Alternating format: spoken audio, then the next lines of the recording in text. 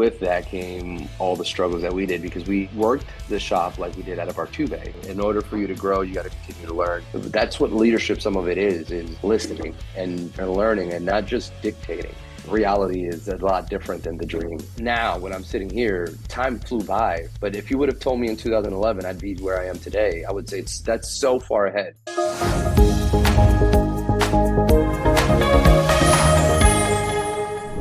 Thank you everyone for joining us for another episode of the Lift Your Shop podcast. I'm Kelsey Alex from the Lift Auto Repair Marketing. Today we have another amazing guest, Carlos Ramirez out of Orlando, Florida. C&G Auto Centers is kind of your main shop, but actually you just have a new one that just opened. It's a second location, Car Pro. So congratulations on the second location here recently, Carlos. Thank you. Appreciate it very much. Glad to be here. Yeah, we're very excited to have you be on here and kind of share your wisdom with us. But to kind of start things off, how did you get involved with the automotive industry? What's your story a little bit? Yeah, so I am a second generation owner.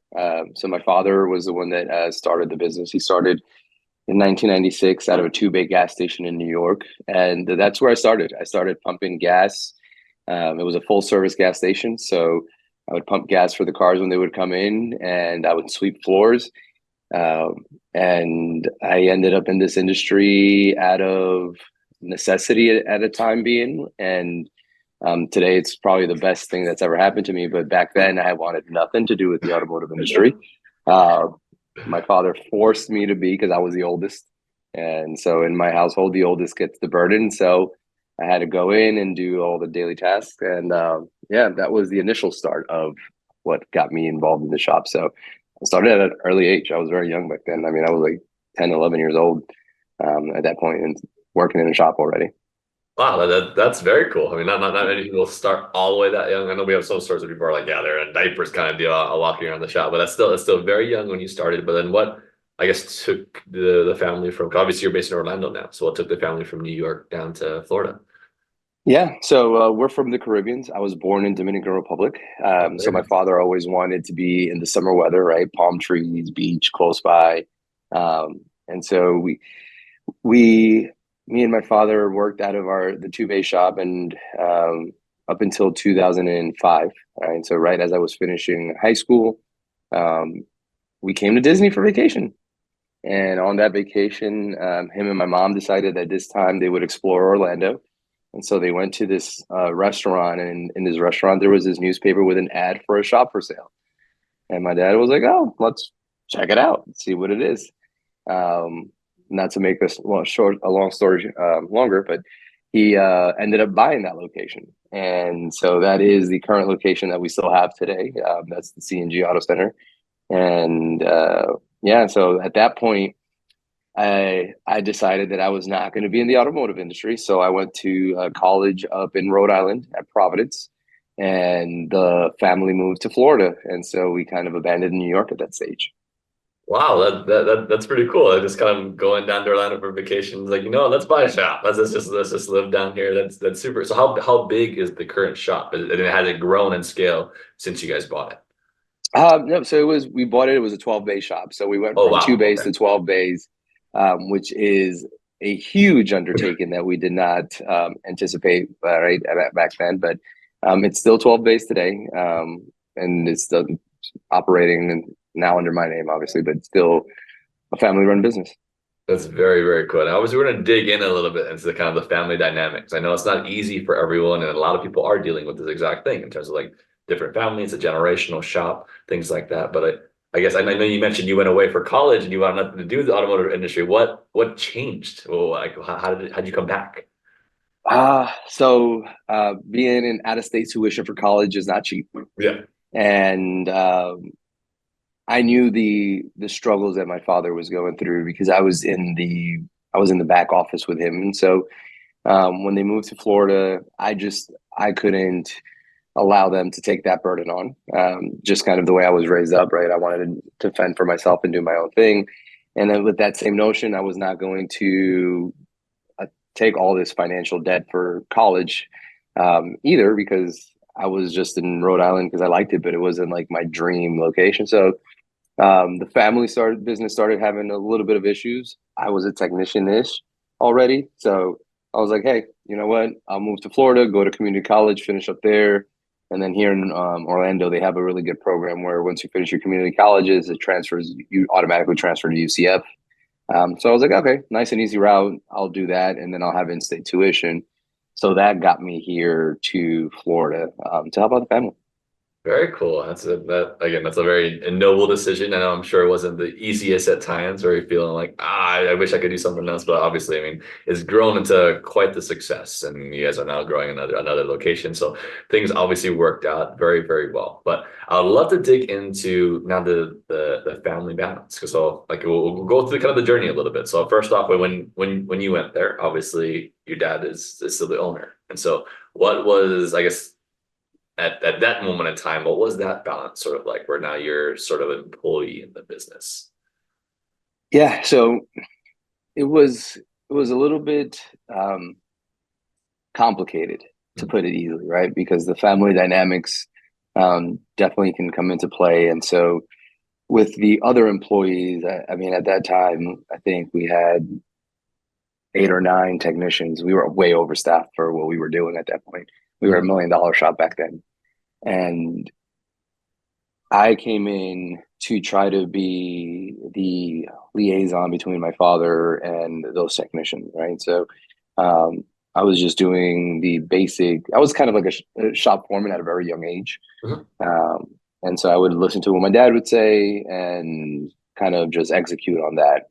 And then as time would go, sometimes as you're a newer generation and going and being in college, I was taking philosophy classes and leadership classes and macro and microeconomics and all this other stuff. And so I started taking a little bit of that stuff and trying to apply it to the business because it was a business major I was doing. And so that started changing some things, which that's when the troubles really, really started. Gotcha. So, like, I mean, if you don't mind, like us digging into a little bit of, Yeah, yeah, go ahead. because Yeah. again, like as other owners that are listening, I'm sure they're like, you know what, this may be a similar thing I'm dealing with, and I would love to learn how you got out of it, and also to level set, what, like, I know you just mentioned the shop was $1 million back then. What is it right now to kind of give people an idea of the kind of the growth that is being Yep. experienced? So we're tracking for 3 million this year with everything that goes on. That's just out of the main location at C&G, and then um, CarPro, whatever it can become into, hopefully in the future. Yeah. That's where we're at currently, but it's come a long way for sure, a very long way. Again, congratulations. I mean, being a multi-million dollar business of any kind, but a auto repair shop, I know is not the easiest of things to do. So congratulations on making that. But as we dip back into, I know you mentioned some troubles where, like, obviously you're learning more about business. You're establishing, trying to be a leader, and like saying, hey, I think these things for our business will help. But obviously, you're not the owner. So how did you balance that? How did, I guess, the troubles eventually go away? So that there's a lot that occurred in that time frame. So the reality became things got really dire there for a while because during that recession period, so 2007, 8, 9, 10, that kind of time frame, we went through a lot of struggles, and there was no coaching groups weren't as prevalent back then as they are now. Right now, there's a lot of them available that you could find and kind of get some kind of any information. Um, the internet has advanced a lot since then. I mean, I think the first iPhone came out in like 2007 or something like that. Yeah. So knowledge was very hard to come by.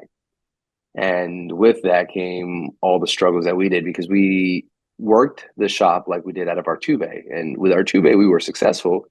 But with the 12 bay, it was a completely different mindset and animal and how to be able to do everything. So um, the struggles that we ran into was a power struggle, right? Because my father wanted to do it the old school way that he knew, which was the way that he knew. And it does work, right? But it was very low margins. The parts are at list, so there's no markups. So if there's no markups, then there's no profit. No profit, no way to pay anybody. And so we were barely paying the bills, barely getting by. We used to do 1999 oil changes, and our car count back then was in the 700-800 a month, which for a shop is really, really high. So we were just parking lot full of cars, work. Worked 6 days a week. Saturdays got out at 3. And then Sunday was just kind of the quick breather to get back into it for Monday. And so we were spinning wheels and getting no tractions. And so the issues started occurring when my ideas were different to the status quo. And when I'm taking these profit classes in accounting and I'm seeing these P&Ls, which we did not have P&Ls, right? We didn't even know what accurate P&Ls meant. It was just whatever our bookkeeper at that time would give us, which was not a bookkeeper. It was just some guy out of his house who from New York that just said he did financials, and we believed it. And that was like, okay, that works. Yeah.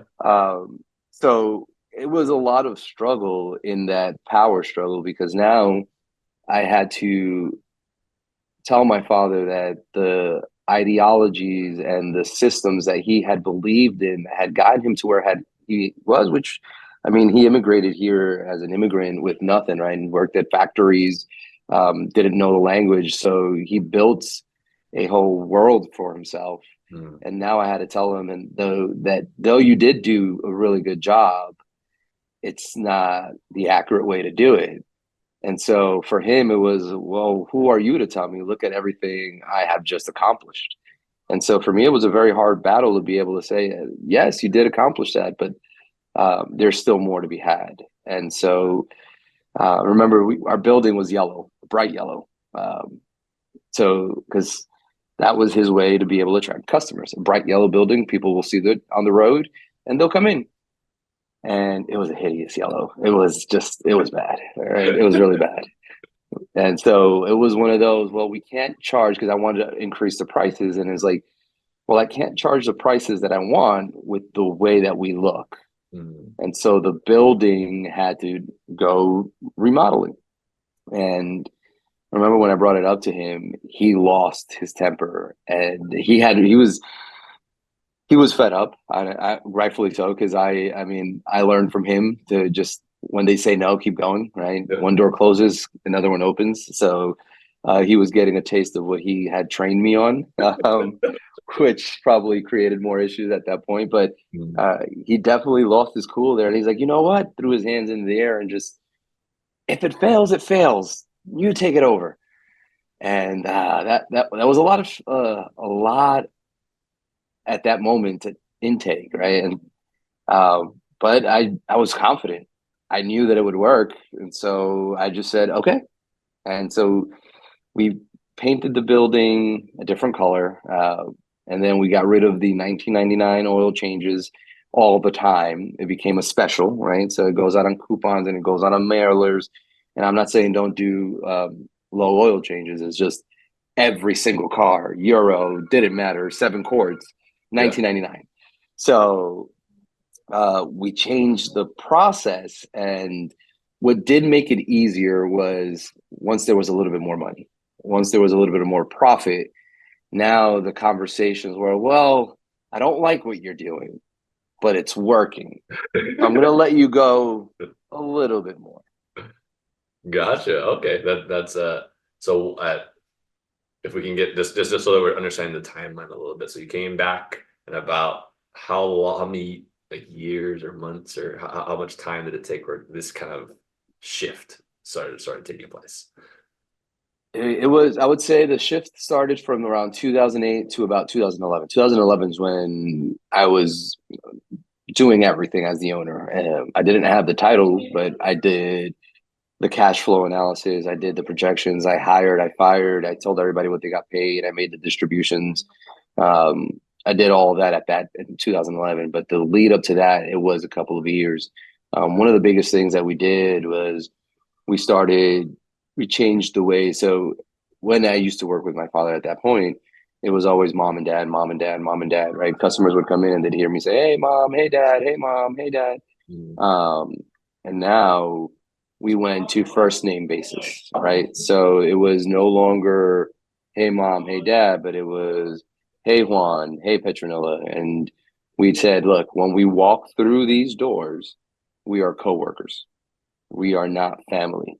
And when I be at some point in that, I decided I was like, look, I'm going to be the manager.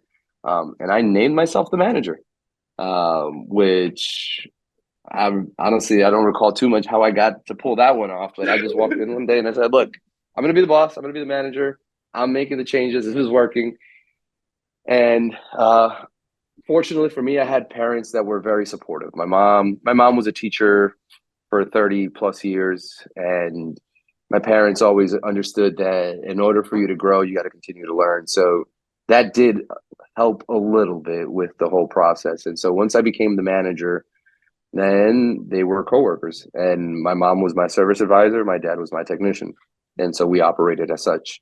And it wasn't no preference, no, oh, you get to leave early or anything. No, it was we were coworkers, and that alleviated one of the biggest headaches that usually you have in families, right? Problem with family. I mean, when I say we were families, I've had 5 or 6 uncles work at with us, my brother, my sister, mom, dad, um, and that's just at this location. And we've been family. I mean, we sold our two-bay gas station to my aunt in New York, which she still operates to this day. So everything with us revolves around family. But what the problem with family is when you are the owner, you expect family to do more for you because they're family. Mm. And when you are working for a family, you expect more from your family member because they are family. So you're always at odds ends because each party is expecting more from the other one and none is giving. And because nobody gives way, it starts to create resentment. And one family member feels like, well, you know what, you take advantage of me because I'm family and you don't pay me well. And the other family members, I pay you too much because you don't do blah blah blah. And so you get this kind of, negative work environment that kind of makes it difficult.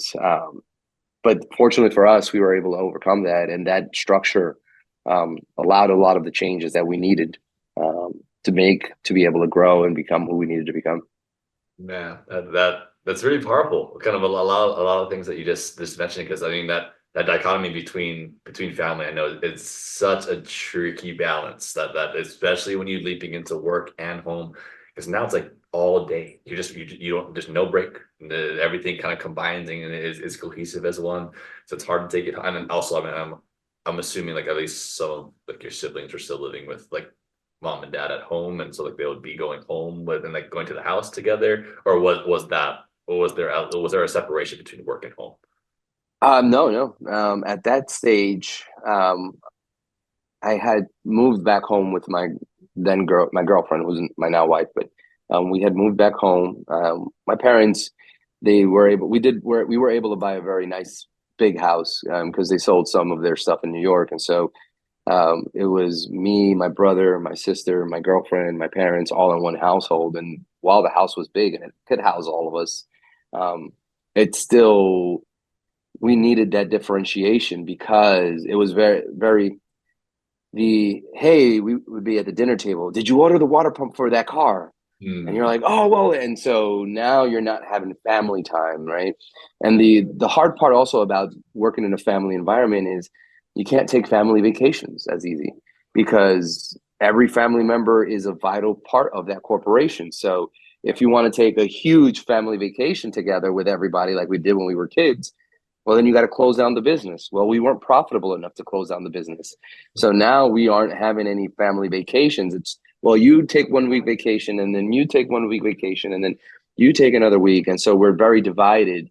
So it was very good for us to try to separate. All right, we work into those doors, we're at work. When we walk out of those doors, it's mom and dad. And it was literally I would walk out and I'd be like, love you, mom, love you, dad. And we understood those doors meant the difference, right? Inside of here is one world, outside of it is a different world. Now, that doesn't mean we didn't discuss problems that warranted time right at home. Because some things, hey, we're trying to get financing. What is that going to look like? Okay, well, let's talk about it at home when we're not stressed out with it. But the nuances of the day to day, those that stays at work. Keep that at work. Yeah, then that's I think a really good rule that you guys enabled, that obviously it's worked. It's allowed the shop to succeed very much. So what had you come up with the idea? Like, is it just something that this one day you're like, you know what? Yep, this is what we're gonna do, or like, what created it? Ah, it was just something that just came to. So my father from a very I come from the Hispanic background, and so um, I was the head of the household from a very young age, right? So they had the very classical thinking where if your father dies, then you are going to run the show. So I was also the oldest boy and grandson, and I was a first on both sides. So for my life, I was always the oldest, the one in charge. So I was a natural leader per se in some of those aspects. And when I just saw that as I'm trying to lead, we were having issues where I would tell a technician, right? I had these technicians that were 40, 50 years old, and here I am in my 20s trying to boss them around. Mhm. And I realized I would come and I would say, hey, so and so, I need you to do this brake job. And then my dad would walk by and the tech would be like, hey, can I do the alternator? Because they were flat rate and they wanted to do the more hour work versus the non-hour work, right? We all know that problem. And so my dad would be like, yeah, sure. And then my mom would come out with some keys and then she'd be like, I need this oil change right now. And so it was just you had three owners and all each owner was pulling somebody in a different way. Um, but ultimately we were trying to do it my way. And so I was like, look, we can't have this power pull that we don't know is happening, but the employees are going crazy. Like, who do I listen to? Because they don't want to piss off any boss because they think any boss can fire them, right? Yeah. Um, so the my natural progression from that was just, hey, I'm going to be the manager, right? I'm bossing them around, right? Yeah, yeah, okay. So then I'm bossing you two around as well. We're all employees, um, and I just threw it out there, kind of, right? And they accepted it, and so that was I was very fortunate, and I didn't get pushback from them in that area. And again, my parents, they're wonderful, right? They did a lot of the legwork for me. And so their whole dream was always, we'll pass it on to you. At that point, my brother wanted nothing to do with the business. He's a pharmacist. So his objective was, I'm going to pharmaceutical. At that point, he wanted to be a doctor. And so he was going to medical school. And then my sister wanted to be a teacher. So the business was solely mine. And so it was kind of for them, the natural progression. Well, yes, he's going to own it one day. We might as well let him manage it now and let's see if he can prove himself, right? Mhm. Yeah, I mean that for your parents to be able to, I mean, that I'm sure, like, because pride is always the biggest thing, especially in these kind of stories that I hear that like just gets in the way. And then it's so, and for whatever reason, when it comes to family, that's when we're like almost the most prideful. It's like almost your worst self in a sense tends to come out, and just I think because you're just so comfortable with them, and you're just like, like God, like the pride is like is going to be that wall. And so for your parents to be able to like, yeah, swallow that and know that, this is what's best for our son in this situation. And this will help the business as a whole. I think is incredible that they were able to do that. And then obviously on the other side of it, like for yourself to be able to step into that role and then like flourish and then have the confidence to know, yeah, I am the boss. And yes, my parents are like under me in a sense, and then be able to like guide the ship in the direction that it needs to, I think is a quite the incredible feat that you were able to accomplish, and obviously still accomplish. I guess your parents currently now, are they still like heavily involved in the business, or has it kind of gone to the point where they're pretty hands off? Their roles have changed dramatically. Mhm. So for the longest, so my father is kind of my maintenance man. Mhm. So a bulb goes out or outlet goes out or something needs to be done. I mean, my dad's an architectural engineer by trade. Oh, nice. So anything building or related, he loves to do it. It's like he gets excited. So for me, and it's a wonderful for me because I Oh. hate climbing ladders. I have a fear of heights. So we have a good trade off there. And then my mother is my so we have a bookkeeper, but she's our in-house auditor, right? So she audits to make sure the bookkeeper's doing her job and the tickets and the RO. So she was working from home, just going over it. Now that we've opened the new location, she's doing some service advising and getting back into it as we staff up and having her train the staff on what it is that we want to do and go on from there.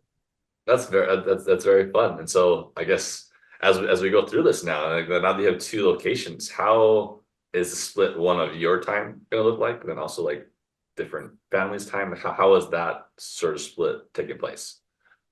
So I mean, it's a lot different the way we're opening this one, right? So the objective here is 6 months from now, none of us are here, right? So Mhm. we already have a manager, we have two techs, and we have a good amount of steady workflow coming in.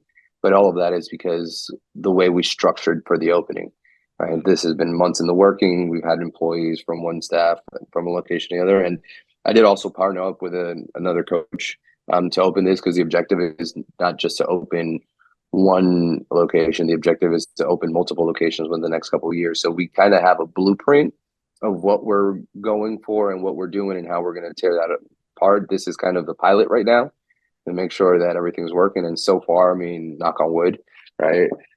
It's going smoothly. It's going pretty well for what it could be. But my objective isn't to be in the business, right? I am working on the business. It's just I don't want to, as we grow and become more corporate, I don't want to lose the family feel. Mm. And so for me, that is something that it's very important for us to be able to be here and instill that. And for the team to still see that, hey man, they will still bust their asses if they have to, right? But it's different now. Now it's a choice. Before it was a necessity.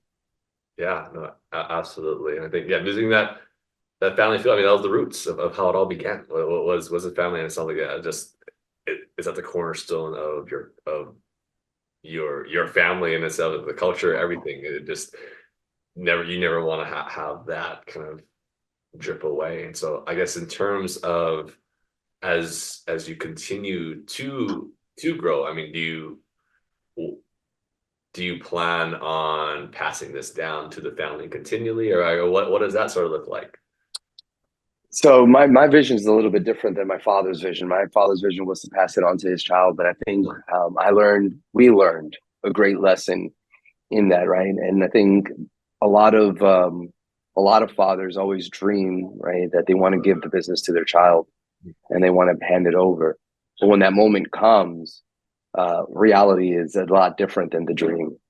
And so if you don't prepare for that in time, that is another bomb itself that can actually undo everything that you've done if you don't have sound parties involved who understand what's going on and what the reality of the situation is, right?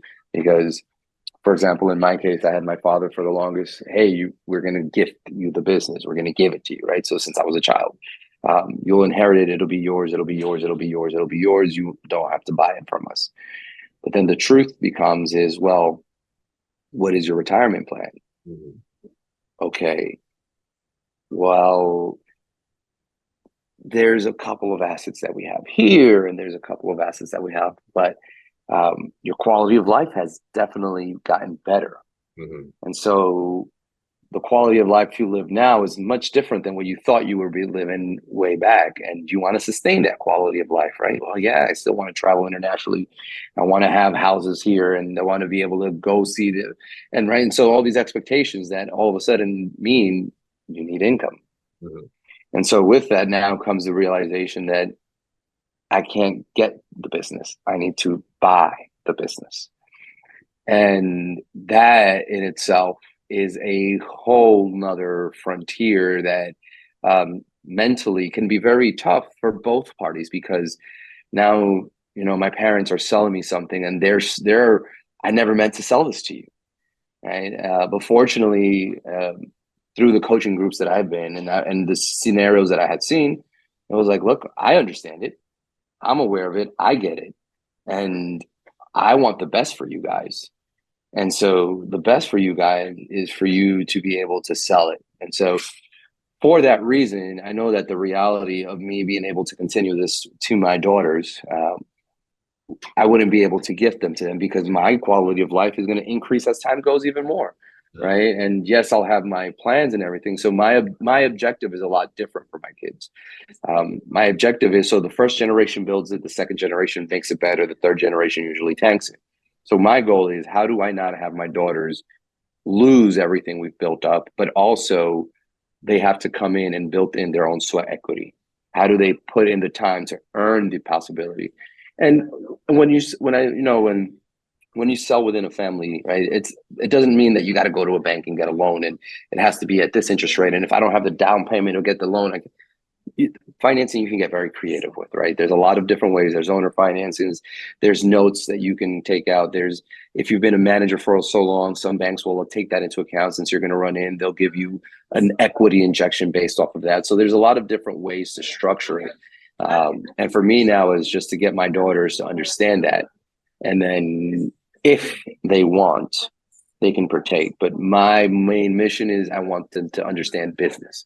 And if their passion isn't automotive, right? Like I got dragged into this and fortunately it worked out, but it could have been a lot worse, right? It could have not worked out and it could have been something that I dreaded my whole life. And then I resented my parents. And so I know I'm a realist. I know that the possibility that my daughters are going to have the same success that I have and that we've had might not be the same. The times change. I don't know what the future is going to look like. So for me, it's more about preparing them, letting them know, look, this is how you operate business. This is what you do. And if it's not auto repair, if you want, my daughter loves ballet. If you want to be a ballerina, then own one of the best ballet companies in the world, or make shoes that ballerinas wear, or make stockings, or have some sort of business entrepreneurial in what you like, and you'll be fine. Yeah, no, absolutely. How old are your kids? Just so that way. My oldest is 9, my youngest is 4. Okay, so they're very young still. So obviously Yes. incorporating, I mean, but obviously, I mean, for us, for example, I mean, my kids are 6 and about to be 4, and we're about to have another. But we do an entrepreneurial day every year. Like every summer, we'll do something. And the past couple of summers, it's been like, hey, we'll buy a bunch of water bottles and then we'll go sell water bottles, or we'll make a bunch of cookies at home and we'll go sell the cookies. And so it's been a little bit easier, but eventually, like that's where we're pretty heavily leaning, coming up with the ideas for them. But eventually, it's going to be like, yeah, no, like maybe it won't be just a day; it'd be like a week where we're like, hey, maybe the first day we're coming up with that, you come up with ideas, and then we'll execute the ideas, and like we'll be like, as parents, will be the investor in your ideas, just to help see what it can foster into. And like I was like, because I want them to have the freedom of failure, because I think like growing up, for us, it's like my whole life was always baseball. All I did was play baseball my entire life, and that's all it was, and I loved it. And I played all through college and everything. But then it got to the point where I was like, even when my wife and I got married, I was like my wife would ask me like, "What do you want to do?" And I was like, I want to be the boss. Like honestly, it's like I was always the oldest, but I didn't know what that meant, like truly, in terms of like I want to be the boss. Like, okay, well, what business do I start? Like, what do we do? Like I had never had that involvement at all my entire life, because my parents didn't own a business or anything like that. My dad worked at the post office in his entire life, like literally for like 50 years. I mean, maybe not that long, not that old, but I mean, he just retired. But so he worked there his entire life, and then my mom worked in law firms and as like the bookkeeper in a sense, just like her entire life as well for a good portion of the time. And so there was never that like entrepreneurship that like naturally have to learn. Like, you know what, we can try to teach our kids now to do that. So whatever they choose to do, I think that will set them in the best footing to be successful. So I think you definitely are on the absolute right track in terms of what you're doing and seeing that success and amazing growth that you've been able to do. But I do have another question for you in terms of like those family businesses that like these shops that like they're struggling internally. Like they're like, you know what, we butt heads all the time. Like, and we do not know how to get out of this. Like, I was sometimes I hear one person, we're talking like, yeah, like, no, like my dad makes that decision, or no, like this person makes that decision, or whoever it may be. Like, what would be your suggestion of like helping them start to get out of that rut? So I think one of the biggest things is there has to be somebody in that family dynamic that's the level-headed one, right? So for us, it was my mom. So I was stubborn like my father, where I wanted to do it my way, and my father wanted to do it his way. But my mom was that sounding voice where she would come in and she would be able to tell my father, why don't we listen to him? Let's give him a shot. Or she would come and tell me, hey, you're pushing too much. Maybe you should back off a little bit. Right. So she was like our internal therapist. And I think you want to try to have somebody that has that. If you don't have somebody that has that, then you be that person. um, right? Because for a lot of times I had to bite my tongue and swallow my pride, even if I knew I was right, right? And it's kind of like with your kids, and it's weird because it's your parents, but it's the same principle. You sometimes you got to let them fail so they can see that your way might be better, or maybe you have a bias that you're unaware of and you think you're going to be right. And then when they do it and they actually succeed, then you realize, man, I was wrong. And now you need to grow and you need to take that moment, right? Because a lot of the times it's easy in family dynamics to put blame on the other. But usually the blame starts with us. We did something that pushed that button because families can push buttons very easily. So you got to know, like, yes, I know how to, like my brother, I know I could call him right now and just say, "Hey, man, are you mad?" And he's gonna respond, "I'm not mad. Why do you think I'm mad?" Right? And I know that if I say that, it pushes his button. So I got to be aware that don't do that. Yeah, yeah, no, for sure. And yeah, again, families know each other's buttons, even sometimes without even realizing like that's their button. Even though, like subconsciously, you probably are aware because you're like, yeah, I'm gonna make them upset there, and I want to. And then Yeah. you just will throw out that snide remark or comment that Yep. puts them over the edge, and then it creates this Yep. whole spiral. But yeah, I think like that's a great point in terms of mentioning. Like, thankfully for your situation, your mom was that level set. And I think for most families, the mom is that level. Like again, they're the angels of society, in my opinion. Like there's no job Yes. more powerful than a mom. But if they aren't involved in business, because not every mom like they don't want to be a part of it. They're like, no, that was my husband was the one that did business, and I want no part of it because I don't want to I don't want to fall into the drama or anything like that. And then so then it's the father and son dynamic or father and daughter dynamic where they have this sort of power struggle. And yeah, I think you make a very valid point where someone, or preferably the person that's listening today, like you yourself would be the person that swallows your pride a little bit further and just listens. I think that's the biggest thing and biggest struggle that people have, especially when it comes to family. It's like your listening abilities just shut off. Your ears are gone, and you're just like you're hearing the voice, but you're not intaking what someone's saying. So I think that's the biggest thing that at least that I'm learning from you here during this conversation. That I would suggest for those like just listen and listen and listen some more. And then maybe visually, like a lot of people learn visually, especially in the auto repair industry, everyone works with their hands. And so it's very visual. So maybe just writing things on a board and like helping them like understand your idea a little bit better. Because like when you have a suggestion and so it's like they never heard it before, it's like of course it's gonna sound ridiculous. It's like, no, that's not gonna work at all. But if you just lay it out visually, then they're like, oh, I kind of understand this a little bit. But maybe there's a little bit more of a boundary to cross. I'm not saying that I will, but I think that that's a suggestion that I may have. But any other suggestions from you on any other ideas of Yeah. I I know mean, I think you already had great ones. to expand on what you said there, I think you want to also remember there's an end goal, right? So for me, what made it easier for me to swallow my pride was I knew that I trusted myself and that if I was able to do this and I was able to make this transition, and for now, right, I would have to shovel shit per se, right? Which isn't really it, but that's the expression, right? Yeah, You got to swallow your pride. Um, Later on, I would be the one that would be sitting on that throne and I would be winning. yeah. And so you need to know that, yeah. And a lot of families, a lot of people will say, well, they're not going to give me the business or they won't. Well, these are skills that if you want to be successful in life, you're going to need no matter where you go. If you go work with coworkers and these coworkers are horrible and they don't do their job, then you got to learn how to be able to just kind of listen to them and try to get them to do what you need without them knowing that you're pulling the trigger, right? That's what leadership, some of it is listening and learning and not just dictating. So the family dynamic is a great training ground because if you can figure out within your family, then when you got coworkers and employees, it's a walk in the park. Yeah. You're not stressed out. You're like, man, listen, I had to get my dad to listen to me. Okay. Getting you to listen to me, I could do that with my eyes closed. So just don't get caught up in the moment on what's going on now. Look at that future, right? Remember the vision. In future 5, 10 years. I mean, it feels like forever ago, but I could tell you, for me, now when I'm sitting here, time flew by. But if you would have told me in 2011 I'd be where I am today, I would say that's so far ahead that I'm never going to get there. It's never going to happen. And that kind of desperation would have caused me to fail. And just bide your time, right? You're especially if you're the younger one in the family, you have time. You're in your 20s, you're in your 30s, you're in your 40s. You may feel like your 40s and it's like, oh my gosh, man, people are living 70, 80 years old.